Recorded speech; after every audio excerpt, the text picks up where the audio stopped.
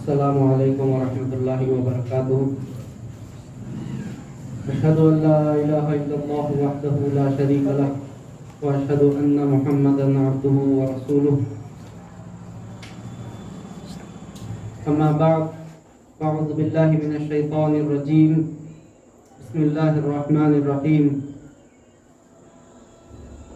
इन्नद दीन इंदल्लाहिल इस्लाम। सदक़ल्लाहुल अज़ीम। मुअज़्ज़िज़ हज़रात, ये बैनुल-अक़वामी मजहबी कॉन्फ्रेंस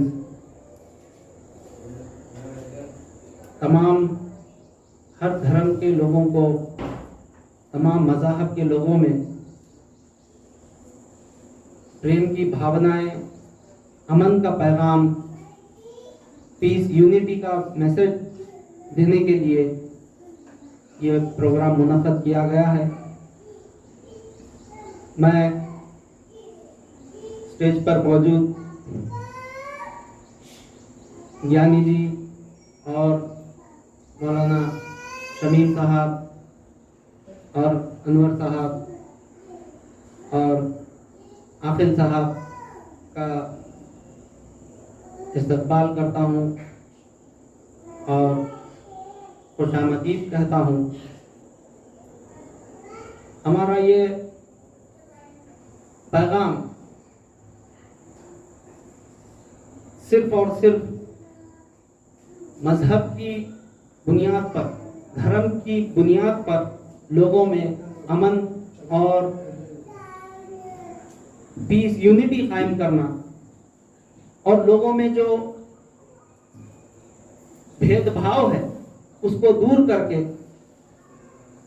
तमाम, ये जो भारत देश है, ये जो हिंदुस्तान है, ये एक धार्मिक देश है और इस धार्मिक देश में धर्म की बुनियाद पर ही, मजहब की बुनियाद पर ही अमन कायम हो सकता है।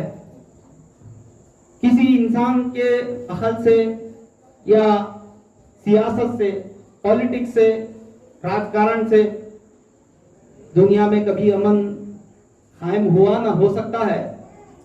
मजहब ही एक ऐसा उसूल और एक ऐसा दस्तूर और एक ऐसा रास्ता है जिसके उसूल पर हम अमल पैरा होकर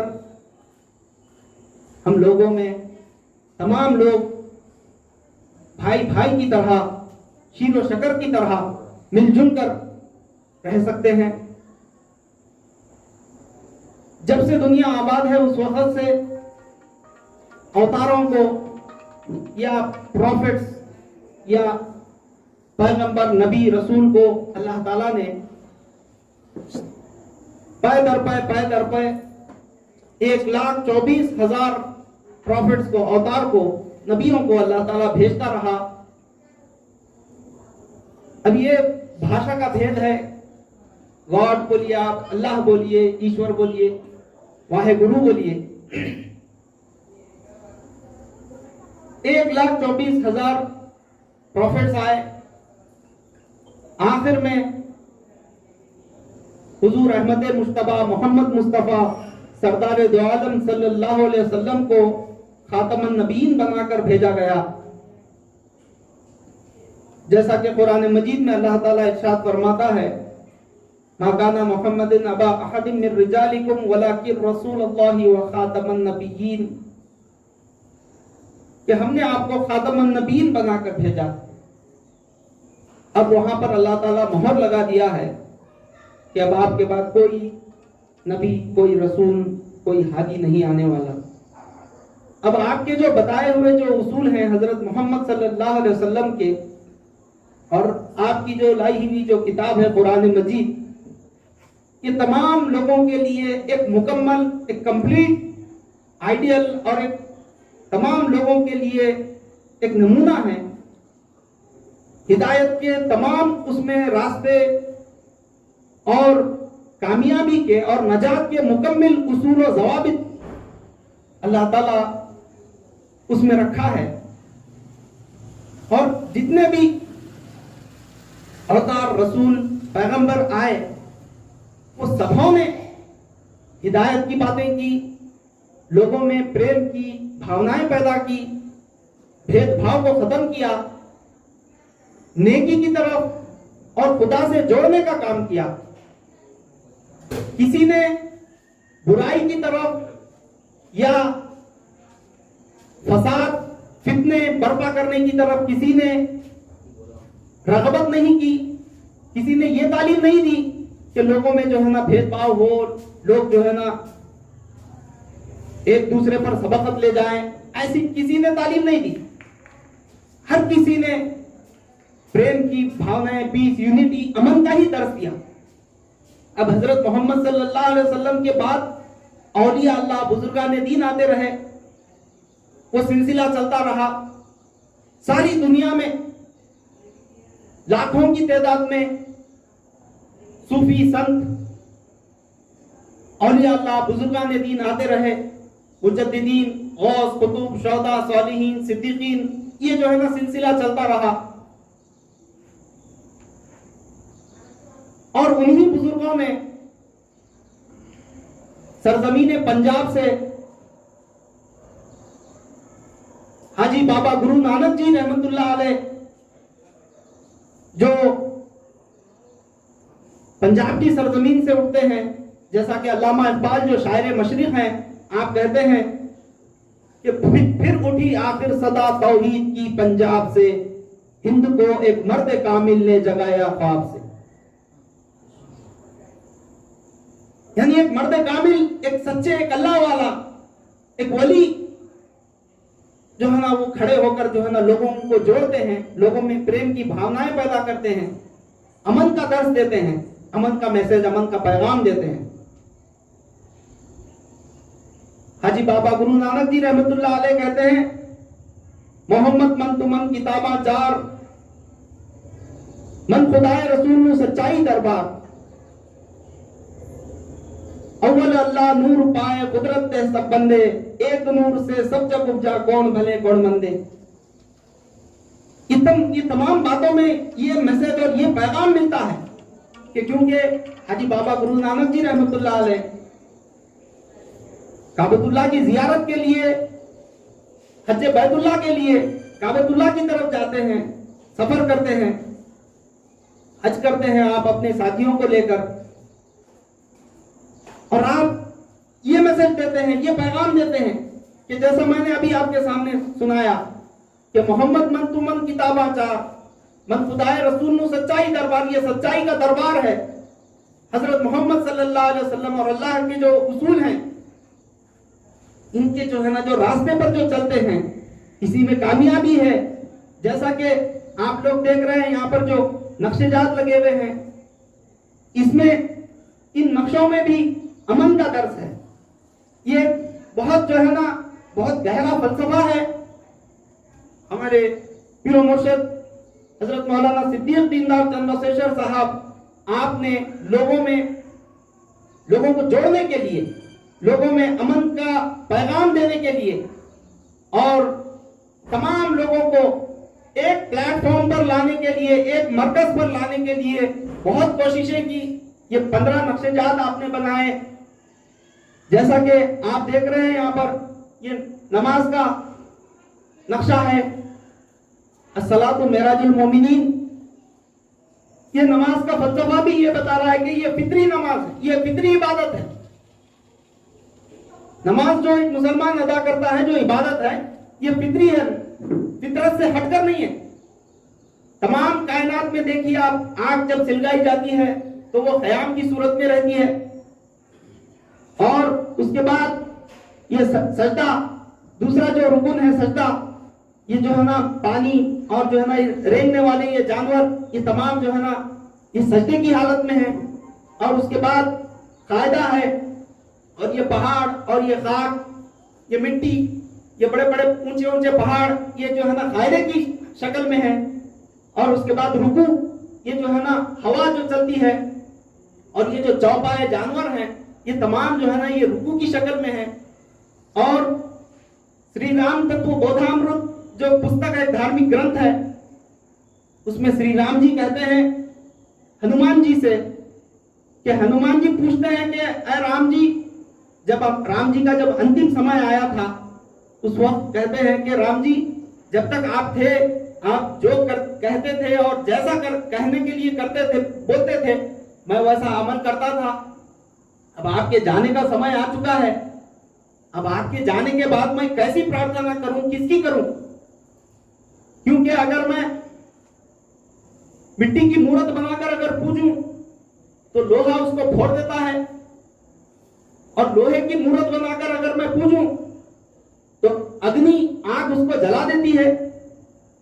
और अग्नि की अगर मैं पूजा करूं, आग की, तो पानी उसको बुझा देता है। और अगर मैं पानी की अगर पूजा करूं तो वो तो वापर बनकर उड़ जाता है आसमान में, और हवा तो हाथ को आती नहीं। मैं किसकी प्रार्थना करूं, कैसे करूं? तो उस वक्त श्री राम जी कहते हैं, जो श्लोक आप इसमें भी देख सकते हैं, जिसको ज्योति रूपम प्रार्थना कहा गया है। श्री राम जी कहते हैं, प्रथमम तारकम चैव द्वितीयम दंडमुच्यते, तृतीयम कुंडलाकारम, चतुर्थम अर्धचंद्रकम, पंचमम बिंदु संयुक्तम ओम नित्य ज्योति रूपकम। कि पहले खड़े होकर प्रार्थना कर, जैसा बताया जा रहा है। पहला जो रुकन है नमाज का, वो क़याम है। प्रथमम तारकम, पहले तारक प्रार्थना कर, खड़े होकर प्रार्थना कर। चैव द्वितीयम दंडमुच्यते, उसके बाद जो है ना दंडम यानी सजदा कर। और उसके बाद तृतीयम कुंडलाकारम, तीसरा जो रुकन बताया गया है वो है कायदा। चतुर्थम अर्धचंद्रकम, चौथा जो रुकन है वो है आधा चांद की तरह झुककर प्रार्थना कर। पंचमम बिंदु संयुक्तम ओम नित्य ज्योति रूपकम, ये पांचवा जो है ना मुराक़बा कर, अल्लाह से लौ लगा, ज्ञान ध्यान कर। तो ये जो है ना श्री राम तत्व बोधामृत किताब में ये मज़कूर है। तो ये जो तमाम जो चीजें हैं इस बात की तरफ वकालत करते हैं, दलालत करती हैं कि ये जो धार्मिक जो बातें हैं, क्योंकि धर्म की अगर जब तक हम रक्षा नहीं करेंगे तो धर्म हमारी रक्षा नहीं करता। धर्मो रक्षिति रक्षतः, धर्म की अगर रक्षा करते हैं तो धर्म हमारी रक्षा करता है। धर्म के जो बताए हुए जो उसूल, वैसे तो जैसा मैंने अभी कहा कि 1,24,000 प्रोफेट्स, पैगंबर, नबी, रसूल आए इस दुनिया में। सबों ने जो है ना हिदायत की बातें, अमन का दर्श दिया। लेकिन जैसा आप देखिए, एक कोई दरख्त होता है आम का या जाम का, किसी भी एक फल का, किसी कोई भी एक दरख्त ले लीजिए आप। जब बीज इब्तिदा में जब आप डालते हैं तो वही बीज पहले जो है ना, जब बीज जमीन में बोया जाता है तो पहले कोंपलें निकलती हैं, फिर पत्ते निकलते हैं, फिर ढालियां निकलती हैं, तना निकलता है, उसके बाद आखिर में फूल निकलते हैं, फिर आखिर में जो तमाम दरख्त का जो सरदार होता है, कौन होता है सरदार? सारे दरख्त का जो सरदार होता है वो है फल। तब वो जो बीज इब्तिदा में जो डाला गया था, जमीन में जो बोया गया था, वही बीज आखिर में फल की सूरत में जाहिर होता है। वो जो फल होता है वो दरख्त का सरदार होता है, उसमें हयात होती है, फल में हयात होती है। पत्तों में, फूल में, ढालियों में, तने में हयात नहीं होती। फल को अगर आप दोबारा जमीन में बोते हैं तो फिर से उसके अंदर से एक तनावर दरख्त निकलता है। तो इस तरीके से हुजूर हजरत मोहम्मद मुस्तफा सल्लल्लाहु अलैहि वसल्लम फरमाते हैं कि अव्वल मा खलक़ल्लाहु नूरी, सबसे पहले अल्लाह ने मेरे नूर को पैदा किया। जो इब्तिदा में बिल्कुल जैसा और एक जगह हजरत मोहम्मद सल्लल्लाहु अलैहि वसल्लम फरमाते हैं कि अना मिन नूरिल्लाहि व कुल्लु शैइन मिन नूरी, मैं अल्लाह के नूर से हूं और सारी कायनात मेरे नूर से बनाई गई है। ये इब्तिदाई हालत।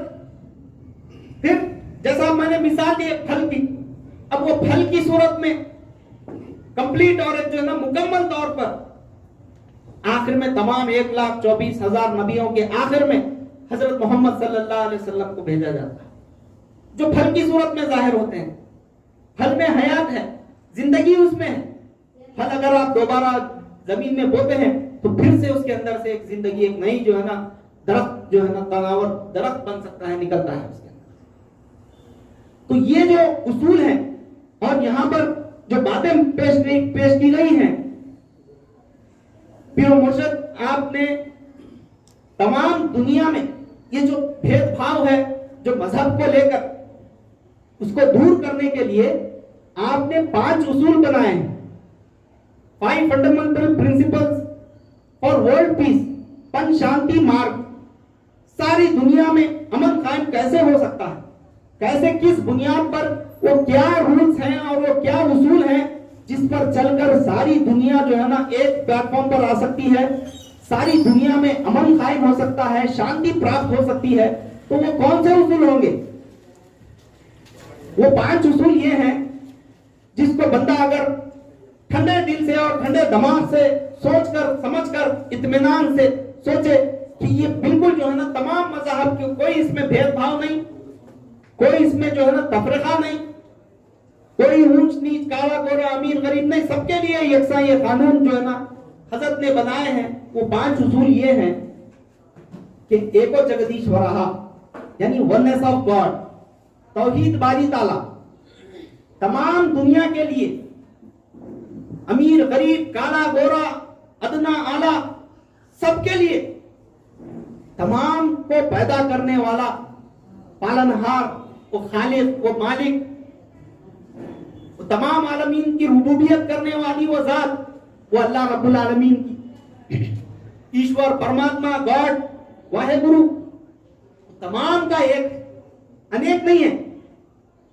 जैसा कि कहा गया, एक एवो न द्वितीयो यतस्ते, न ब्रह्मा न विष्णु न सूर्यो न अग्नि न चंद्र तारका, कि वो एक वो एकता है और वो उस वक्त से एक है, ना चांद था, ना सूरज था, ना ये जमीन थी, कुछ नहीं था, उस वक्त से वो एक है। वो जात, वही उसी ने तमाम कायनात को बनाया, तमाम को पैदा किया, हमारे अंदर ये सलाहियतें दी, देखने की, चलने फिरने की ताकत, जवानी और ये अकल, ये फहम, ये इदराक, ये तमाम तर चीजें। तो वो एक है सर, एक वो जगदीश्वरः, वननेस ऑफ गॉड, कि वो तमाम दुनिया के लिए वो पैदा करने वाला, वो खालिक और मालिक, वो एक। इस पर सबों का जो है ना इत्तेफाक अगर हो जाए।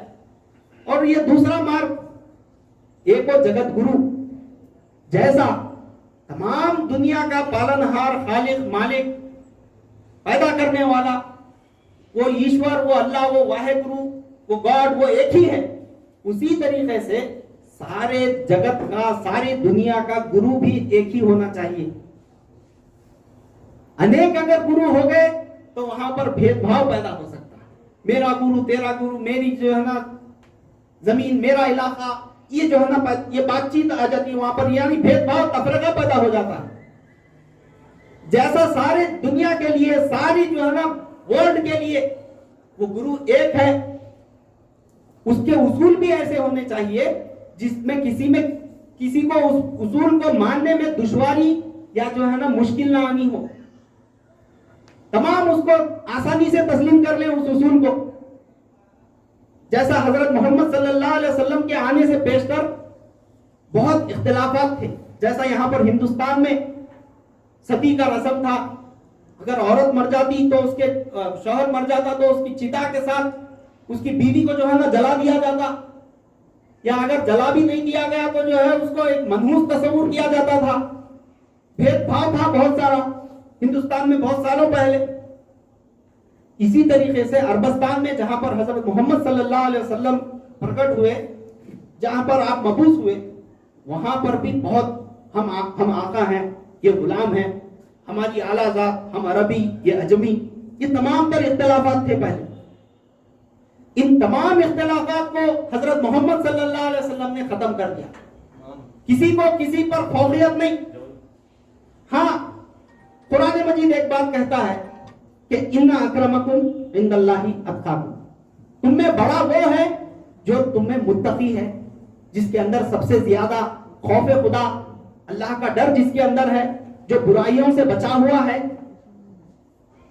जिसकी नजर पाक है, जिसके ख्यालात पाक हैं, जिसके इरादे नेक हैं, जिसका खून पाक है, वो तुम में अफजल हो सकता है तकवे की बुनियाद पर। तुम में कोई बड़ा हो सकता है, वरना ये जात पात, रंग, नस्ल, माल दौलत के एतबार से, हसब नसब और ये तमाम तर चीजों के एतबार से किसी को किसी पर फौकियत नहीं। किसी अरबी को अजमी पर फौकियत नहीं, किसी गोरे को किसी काले पर फौकियत नहीं, किसी अमीर को किसी गरीब पर फौकियत नहीं। एक ही सफ में खड़े हो गए महमूद और अयाज, ना कोई बंदा रहा और ना कोई बंदा नवाज, सब एक समान है, सब एक सफ में खड़े हैं। जब हज के लिए जाते हैं या किसी मस्जिद में भी आप देख लीजिए, वहां पर अमीरों की सफ अलग या गरीबों की सफ अलग, बड़े मालदारों की या जो है ना जानने वालों की अलग, ऐसा कुछ नहीं होता। हज के लिए जाते हैं, वहां लाखों की तादाद में सब तमाम कंट्रीज से, तमाम मुल्कों से लोग जमा होते हैं। सब एक इमाम के पीछे जो है ना लाखों की तादाद में 30-40 लाख लोग इबादत करते हैं। कोई जो है ना फिरका या जो है ना हमारा ये पंथ, हमारा जात, हमारी कुला, देश वेश, भाषा, अभिमान, ये तमाम जो है ना जो इख्तिलाफात हैं, ये सब खत्म करके सब एक परमात्मा की, एक ईश्वर की, एक वाहिगुरु की, एक गॉड की, एक अल्लाह की जो है ना इबादत करते हैं। तो ये जैसा सारे दुनिया का अल्लाह, परमात्मा, गॉड, वाहिगुरु एक है, उसी तरीके से सारे जगत का गुरु भी एक ही होना चाहिए। और तीसरा जो मार्ग है वो है सर्व अवतार सत्यहा। जितने अवतार आए हैं, जितने प्रॉफिट्स, जितने रसूल पैगंबर आए हैं, वो सारे के सारे सच्चे हैं। ला नुफर्रिकु बैना अहदिम मिन रुसुली, हम किसी में कुछ फर्क नहीं करते, सारे सच्चे हैं, अल्लाह की तरफ से भेजे गए हैं, सारे सच्चे हैं। ये हमारा ईमान है, हर मुसलमान का ईमान है। कुल्लुन आमन बिल्लाहि व मलाइकतिही व कुतुबिही व रुसुलिही, हर मुसलमान मानता है कि सारे जो है ना अवतार सच्चे हैं, उन पर जो धार्मिक ग्रंथ है वो भी सच्ची हैं, ईमान है हमारा। फिर उसके बाद चौथा जो मार्ग है सर्वधर्म ग्रंथ सत्यहा। जितने अवतार आए, 1,24,000 1,24,000 प्रॉफिट्स अवतार आए, नबियां आए, उन नबियों के साथ अल्लाह ने एक धार्मिक ग्रंथ भी दी थी, धार्मिक पुस्तक भी दी थी, वो सारी भी सच्ची है, उसमें भी कुछ इख्तिलाफ नहीं है। वो सारी अल्लाह की तरफ से नेक बातें, हिदायत के रास्ते बताने के लिए, लोगों को जो है ना अल्लाह से जोड़ने की बातें बताने के लिए वो धार्मिक ग्रंथ आई। और पांचवा जो आखिरी मार्ग है वो है समता, सम्मेल प्रार्थना, मसावत, यूनिटी, और जो है ना सम्मेल प्रार्थना, यानी तमाम लोगों की इबादत का तरीका भी जैसा यहाँ पर बताया जा रहा है, जो नमाज का जो तरीका है, ये भी तमाम लोगों का एक होना चाहिए। तो ये 5 उसूल यानी यूनिटी, मसावत की जो बातें हैं, ये पंच शांति मार्ग, 5 fundamental principles for world peace, इसको जो है ना जब हम स्वीकार कर लेंगे तो ये भेदभाव, ये इख्तिलाफात और ये जो है ना दूरियां, ये सब खत्म होकर सारे जो है ना एक हो जाएंगे, एक साथ में खड़े हो जाएंगे। ये जो है ना हमारा मैसेज है, ये हमारा पैगाम है। शक्ति भी, शांति भी भक्तों के गीत में है, भारत के वासियों की मुक्ति प्रीत में है। व आखिरु दावाना अनिल हम्दुलिल्लाहि रब्बिल आलमीन। अस्सलामु अलैकुम।